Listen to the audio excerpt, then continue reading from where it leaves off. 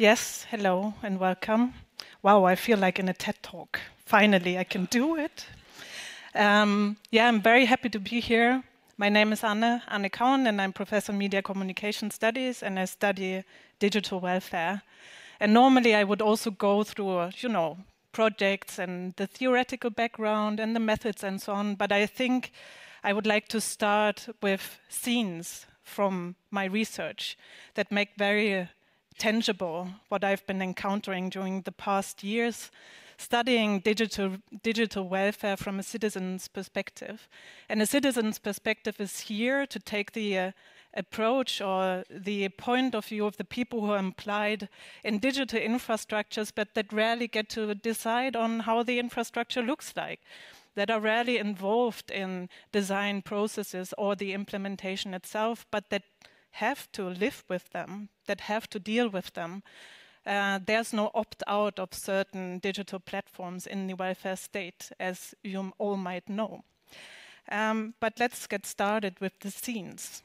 The first scene is set at the public library. A man has been sitting at one of the working stations for approximately 30 minutes and has been desperately trying to work on the computer. After a while, or this 30 minutes being there, he gets increasingly angry, but also desperate. So he decides to go to the info desk and ask the librarian for help. He walks over and says, I need help. I need to submit a form to the employment services, and I just can't get the platform to work. The librarian hesitates and exhales and walks with him to the working station and says, it's probably your bank ID. It's always the bank ID. That's the problem. And most Swedes in this room would know what the bank ID is. You use it several times every day to identify yourselves in all kinds of digital infrastructures. The next scene is set at the Welfare Service Center. It should be here. It's set at the Welfare Service Center.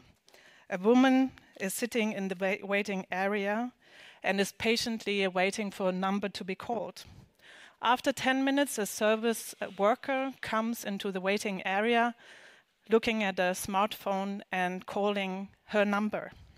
So she walks over to her, and the service worker is wearing a t-shirt reading e-days. Do yourself an e-favor. They together walk over to a high desk with a stationary computer, and the service employee, the service worker, asks, what do you need help with?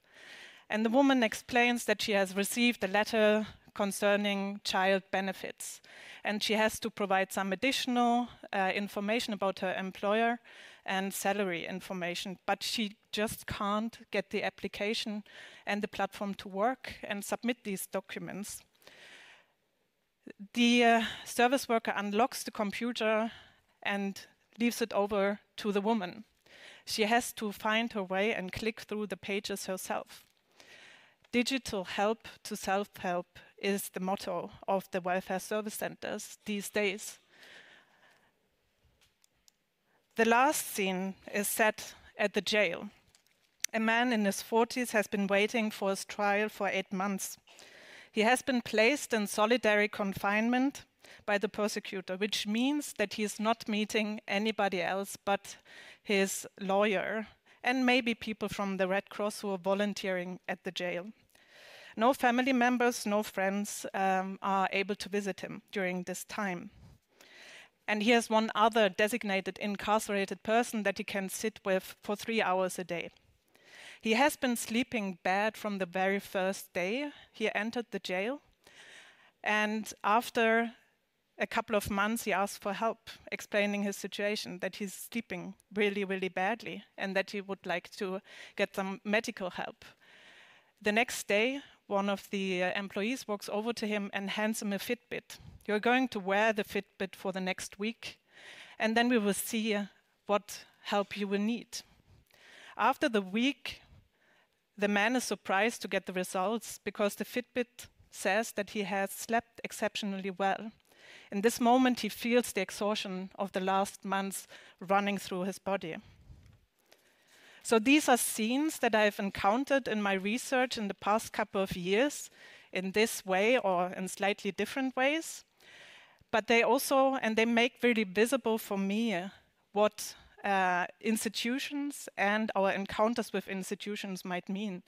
And I've been looking mainly into marginal places and spaces that not all of us are constantly encountering. I don't know how many of you have been at welfare service centers or at public libraries to use the computer stations.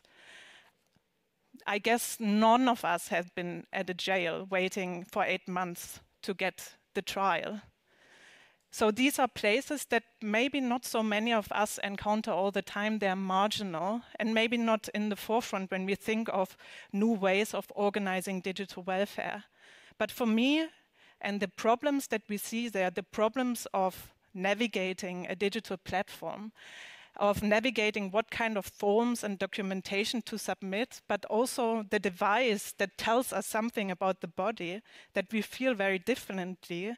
They tell us something about frictions in our interactions with digital infrastructures that are very mundane and that are in a way also universally experienced by all of us. Although these specific ones, the situated ones that I told you about just now, are not our own experiences. But let's start with the idea of welfare itself. Why am I interested in welfare? So welfare is a key word in modern society according to Raymond Williams. It was firstly indicated something like happiness and prosperity. And the idea of organized welfare only came in much later in the 20th century. And the welfare state itself was only mentioned during the Second World War in this kind of double crisis of economy and war that the world was experiencing. So it's this idea of providing for basic needs for all in a state. It's built on normative ideas of universalism, equality, and decommodification. Based on these principles, arguments for the welfare state are put forward that the welfare state should enhance social cohesion as well as balancing risk while preserving human dignity.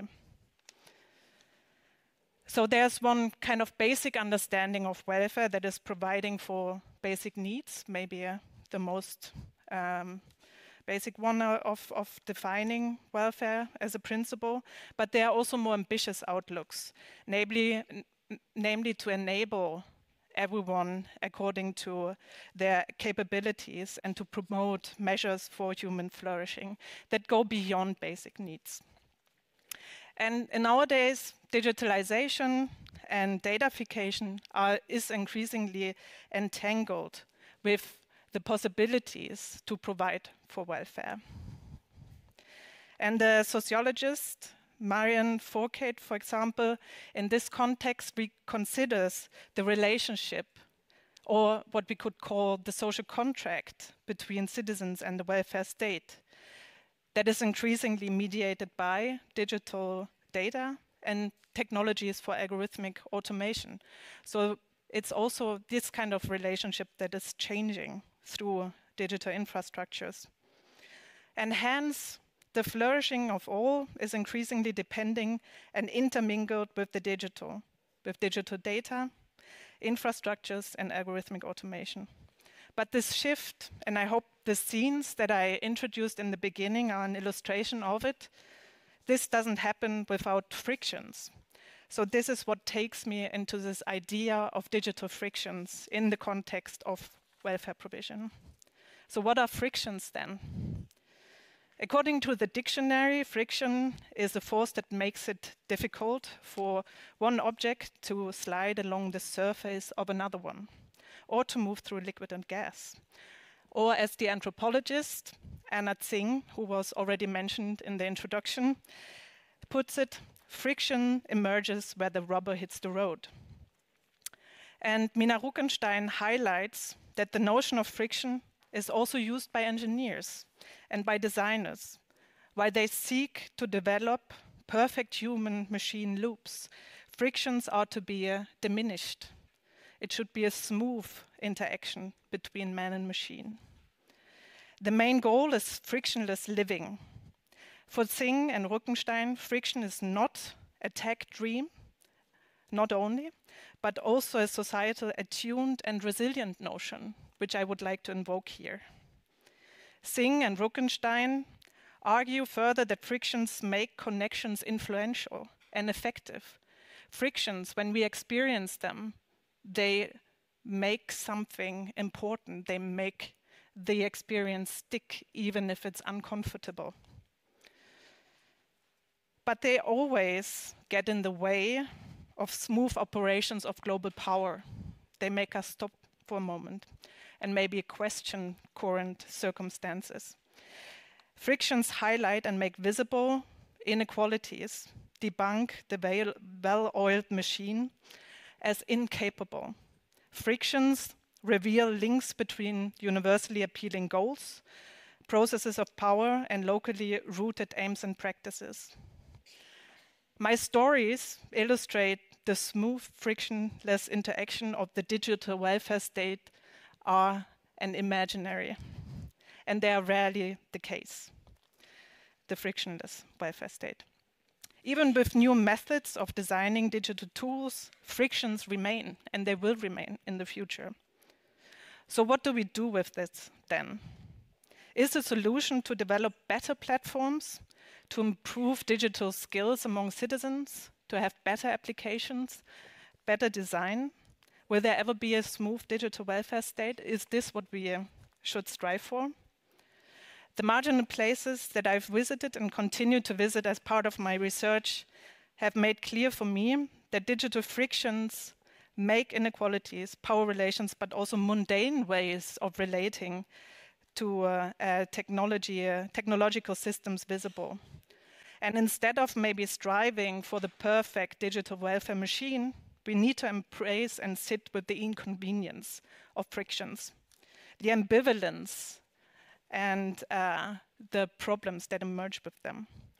And as Mina Ruckenstein argues, and I would like to quote her verbatim, the ambivalence that accompanies reactions to corporate users of personal data calls for approaches that do not try to smooth tensions away, but can comfortably address the contradictions and balancing acts involved.